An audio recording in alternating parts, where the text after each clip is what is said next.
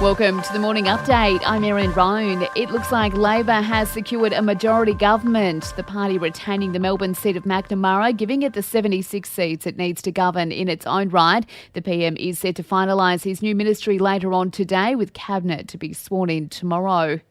That polar blast has sent temperatures plummeting across large parts of Australia's east. Sydney and Newcastle were hit with wild storms overnight, bringing down power lines and trees, with the cold snap also bringing snow to the Victorian Alps. Severe weather warnings remain in place across several states.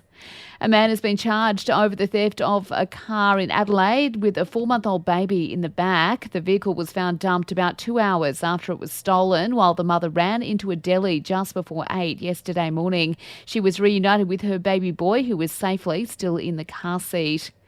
Crown Casino has been fined $80 million for a scheme allowing high rollers to shift large amounts of money out of China. The Victorian Royal Commission uncovered the China Union Pay scheme that processed $164 million between 2012 and 2016. Victorian Gambling and Casino Control Commission Chair Fran Thorne says other issues have yet to be decided. A number of other matters arising from the Royal Commission we are still considering, but we have not yet determined what, if any, action we will take in respect of them.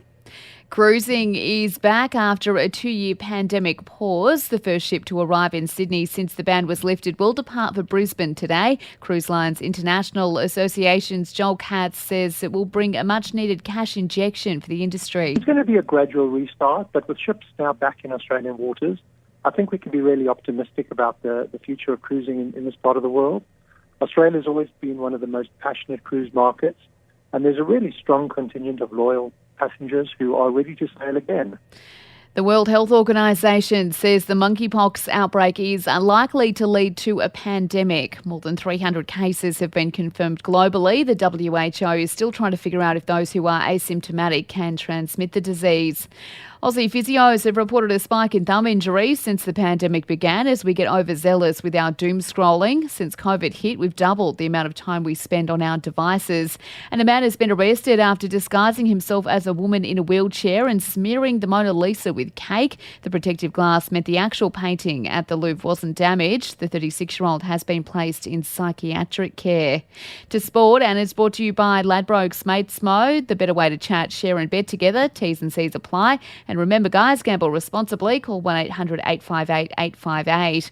The Blues Origin squad will train for the first time today at Coogee Oval in Sydney's eastern suburbs. Blues legends Ricky Stewart, Ken Carney and Harry Wells were inducted into the New South Wales Rugby League Hall of Fame overnight.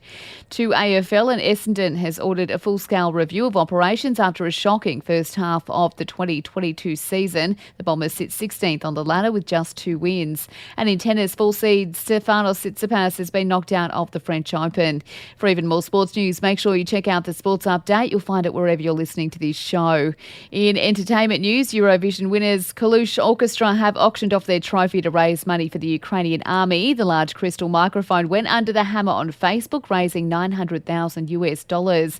And Johnny Depp isn't keeping a low profile while he waits for a result from a US jury presiding over his defamation case against ex-Amber Heard. He's performed on stage with Jeff Beck in the UK.